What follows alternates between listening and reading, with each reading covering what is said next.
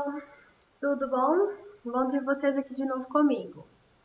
Então, hoje nós vamos começar um assunto super legal, que é ótica. E antes de começar, segue a gente no Instagram, segue a gente no YouTube, curte esse vídeo e inscreva-se no canal para você receber as nossas aulas, ok? Isso é muito importante para essa aula conseguir chegar a mais e mais pessoas.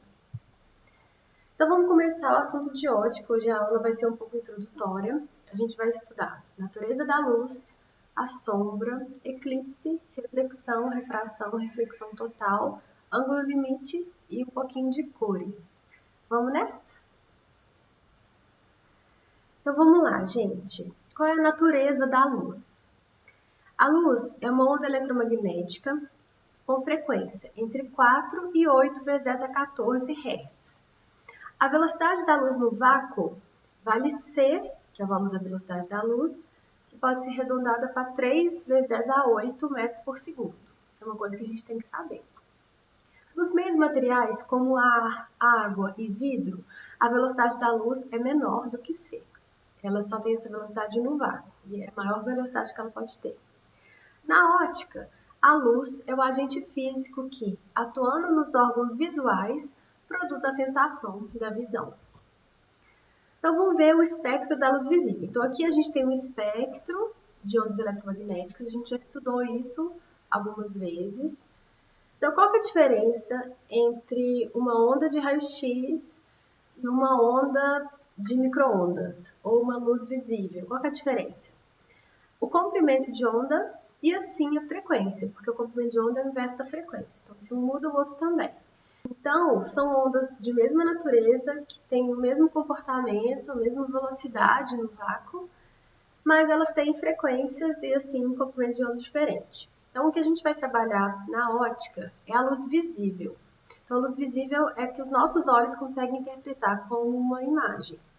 Então, aqui a gente tem de 400 nanômetros, que é o comprimento de onda, até 700 nanômetros. E aí, cada desse comprimento de onda é uma cor diferente. Então, 400, que é o menorzinho, é o violeta e o azul aqui. E o vermelho é 700 nanômetros, é o maior comprimento de onda dentro da luz visível, ok? Então, para cá do violeta, a gente tem o ultravioleta, que a gente não consegue enxergar.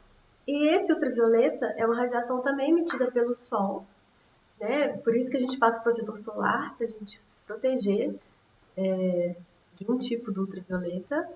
E o infravermelho é a radiação que tem a ver com calor, que a gente já estudou na nossa aula sobre calor. Então, sobre temperatura e tudo. Então, o infravermelho a gente também não consegue enxergar nos nossos olhos, mas ele é acima do vermelho aqui, ok?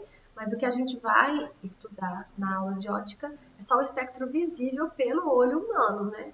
Cada animal consegue enxergar um espectro diferente. Então vamos ver, gente, estudar o que é sombra e penumbra, porque só assim a gente consegue entender um pouco dos eclipses solares e lunar. Então como que é? Aqui eu tenho uma fonte de luz, aqui eu tenho um objeto que a luz não consegue ultrapassá-lo, e aqui eu tenho um anteparo, que é uma parede ou um papel assim na vertical.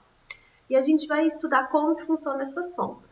Então, atrás do objeto, eu tenho um cone, que é um cone de sombra, que é a parte toda sombreada, ou seja, a luz não passa por ali.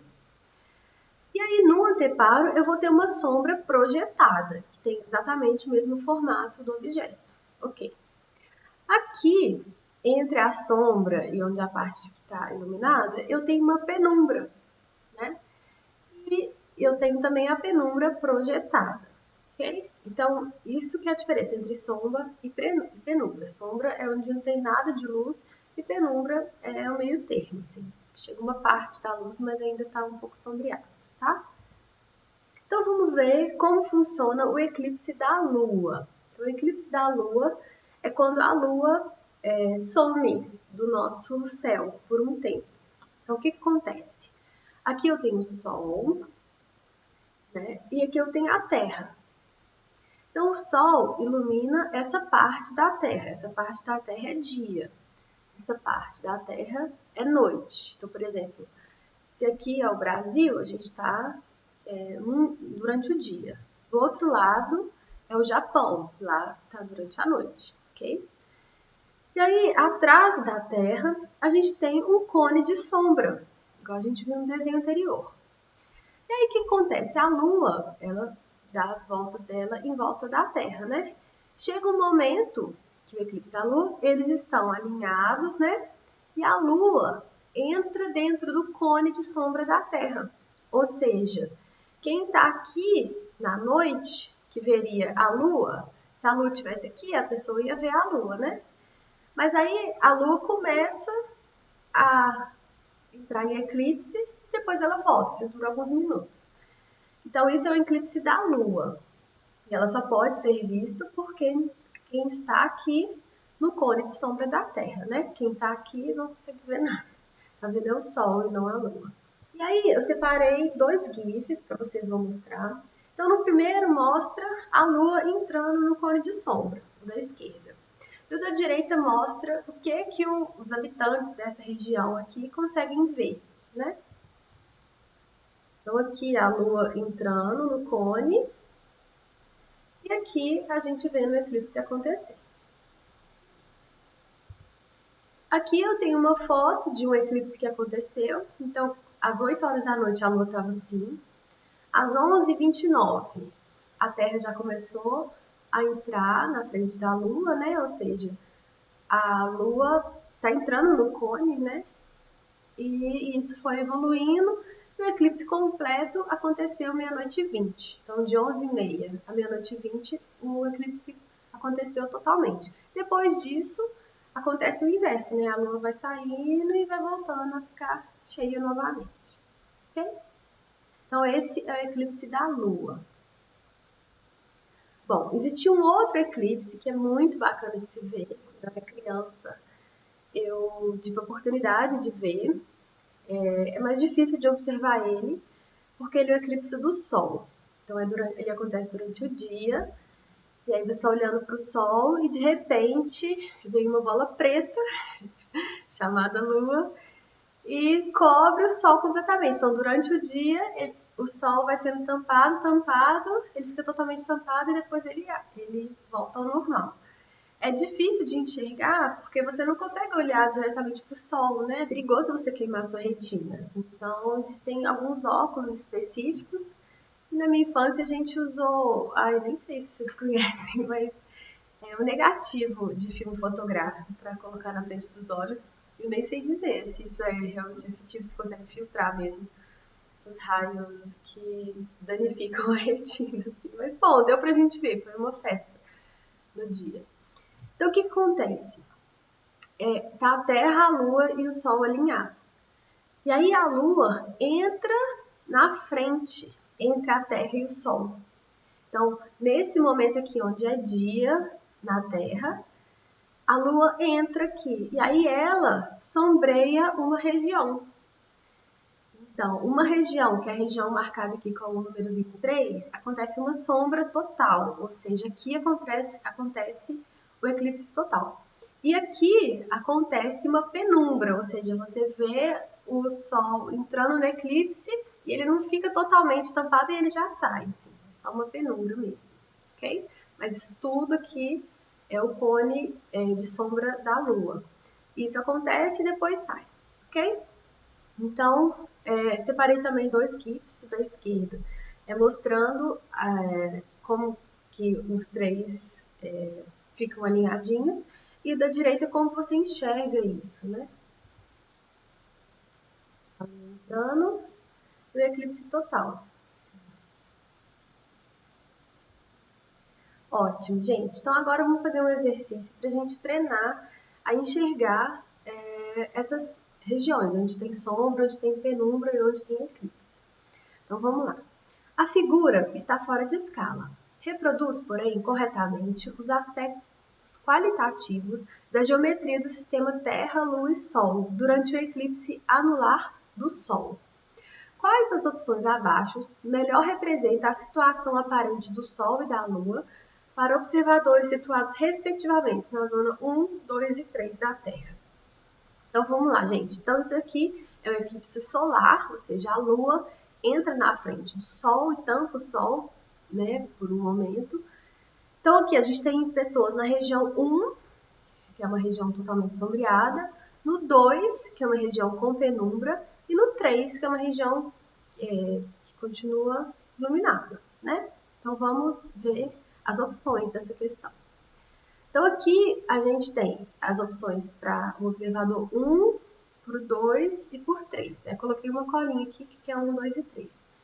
E a questão coloca uma legenda. O círculo maior é o Sol, o amarelinho, né? Círculo menor é a Lua, né? Por exemplo, aqui, aqui. E a parte cinza é a sombra, ok? Então você precisa identificar. Dá um pause e faz aí, eu vou corrigir daqui a pouco. Bom, gente, a resposta é a letra A. Vamos ver como que é a letra A. A letra A é essa daqui. Então, na zona 1, que é essa parte aqui totalmente sombreada, acontece o eclipse, ou seja, a Lua entra na frente do Sol. E por que tem essa bordazinha aqui? Para mostrar que o Sol está iluminadinho em volta, né? Na região 2, que é a penumbra, ele fica parcialmente eclipsado e já sai. E no 3, você vê a Lua e o Sol próximo, mas um não entra na frente do outro, né? Ok? Então, essa é a resposta. Ótimo. Então, agora vamos continuar. Agora, a gente vai estudar sobre refração. Refração é uma coisa que a gente já estudou um pouquinho quando a gente estudou ondas. E é mais ou menos o mesmo conceito. Então, vamos lá. Refração de uma onda é a passagem dessa onda de um meio para o outro, de características diferentes. Como assim, Samira? Bom, por que eu estou falando de ondas? Porque a luz é uma onda eletromagnética, né? Então, quando essa luz passa de um meio para o outro, então, por exemplo, você está numa piscina, então a luz do sol está passando do ar para a água da piscina. Ou a luz passa do lado de fora da sua casa e ela atravessa o vidro, então ela passa do ar para o vidro da sua janela. Assim, do ar para o acrílico, então eu tenho um prisma, então eu tenho ar, o acrílico do prisma, depois eu tenho ar de novo, então acontece refração. Refração é quando a onda, ela pode ser uma onda eletromagnética no espectro do visível, que é o que a gente está trabalhando aqui em ótica, ou pode ser qualquer outra onda, ok? Quando ela muda de meio. Então, 3 coisas que a gente tem que prestar atenção nas propriedades dessa onda. Primeiro, a frequência da onda não se altera na refração. Gente, isso é muito importante, não pode esquecer, tá bom? Então, a frequência é a única coisa que não muda na refração, tá bom? Outra coisa, a velocidade vai mudar, da onda sempre vai mudar, e o comprimento de onda também vai mudar. Então, o comprimento de onda vai mudar e a velocidade, a frequência não. E a onda refratada está sempre em fase coincidente. Ela não tem uma defasagem por causa da refração, não. Bom, aqui uns exemplos que eu já tinha colocado na aula de ondas. Então, é o que a gente vê na refração. Assim. A gente tem uma ideia de que o lápis quebrou. Mas não, ele mudou de meio, do ar para a água. E aqui o canudinho, você tem uma percepção que ele está quebrado, mas não, isso aí é um efeito visual da refração.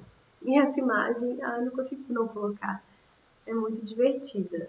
É uma diferença enorme da refração de água para o ar, como que parece que o cara está com a cabeça deslocada. Bom, vamos ver agora então como que é essa refração na luz. Então, a gente tem 2 exemplos muito interessantes. O primeiro é dentro de uma gota d'água. Isso acontece quando o clima está muito úmido, por exemplo, quando ele está chovendo, né? Então, eu tenho gotas de água e a luz chega aqui, então aqui é ar, né? E aqui dentro é água. Então, a luz branca, que é a luz que é a soma de todas as cores, quando ela entra na água, então ela passa do ar para a água. Acontece uma refração. Quando acontece essa refração, o que acontece?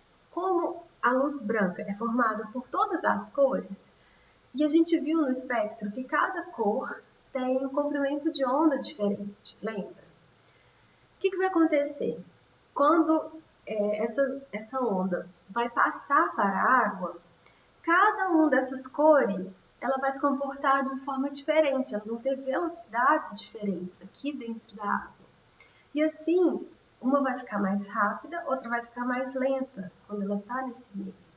E elas vão se distanciar, ou seja, vai ter um espalhamento dessa cor. Então, antes era branca, que era uma cor só, e agora ela vai se espalhar. Aí ela vai bater na beirada aqui da gota, então vai ter uma reflexão, ela vai voltar, e aqui ela vai sair da gota d'água. Então ela vai passar por outra refração, que é a refração da água para o ar. E aí novamente vai acontecer uma nova mudança de velocidade, e aí vai acontecer um espalhamento ainda maior. E aí as cores vão ficar bem separadas, ok? Aqui, então, quem vai ser mais rápido e quem vai ser mais lento, né? Vai ser diferente. Isso é o mesmo fenômeno que acontece no prisma. Então, o que é o prisma? O prisma é uma pirâmide de vidro ou de acrílico, geralmente de vidro, e ela serve para a gente poder enxergar o espalhamento da luz, né? Então, entra a luz branca aqui do sol, do ar para o vidro, acontece uma refração, e depois quando ela sai do vidro para o ar, acontece outra. Então, esse daqui é a direção que a luz deveria seguir, mas ela tem essa quebradinha que é decorrido a alteração da sua velocidade por causa do efeito da refração. E assim a gente consegue um espalhamento de luz, né? Então, o primeiro pesquisador que estudou sobre isso foi Newton. Newton teve um estudo muito interessante nessa parte de luz, principalmente da luz solar, e aí ele conseguiu verificar esse espalhamento das cores devido à refração, ok? Bom, então aqui tem um fenômeno muito interessante. Então, como acontece a refração nas gotas de água, isso gera uma coisa que eu sou apaixonada nos dias chuvosos, que são os arco-íris. Então, quando eu tenho muitas gotículas de água em suspensão no ar, acontece esse espalhamento das cores, né? E você consegue enxergar essas cores espalhadinhas muito lindas em forma do arco-íris, né? Então aqui eu tenho uma foto um pouco mais detalhada, né? Então assim, da radiação solar chegando. Então acontece a primeira refração aqui, aqui acontece uma reflexão e aqui outra refração, né? Então na saída, o que acontece? O violeta vai ter um comprimento de onda de quase 396 nanômetros e o vermelho de 600, né, nanômetros. Então tem uma diferença aí entre eles. E o ângulo que eles saem vai ser diferente, olha, o violeta sai com um ângulo de 40 graus e o vermelho com um ângulo de 42. Então eles estão 2 graus aí de diferença. Isso gera para a gente a visão do arco-íris. Então, aqui eu tenho um observador, aqui eu tenho as gotículas de água, tá vendo? Aqui eu tenho o espalhamento, né? Aqui em cima, formando um ângulo de 42 graus, eu tenho vermelho e com 40 graus violeta. E assim me dando o espectro, ok? Aqui, como se fosse o arco-íris aqui dentro. Então, eu consigo ver essas cores no céu, né? Fazendo esse arco-íris. Arco-íris não é tão simples assim de explicar, é uma matemática robusta atrás dessa ótica, e ela é um fenômeno da natureza que foi descoberto não tem tanto tempo assim, é uma descoberta meio que moderna, assim, de como exatamente o arco-íris funciona. E não sei se vocês sabem, mas todo arco-íris vem em dupla.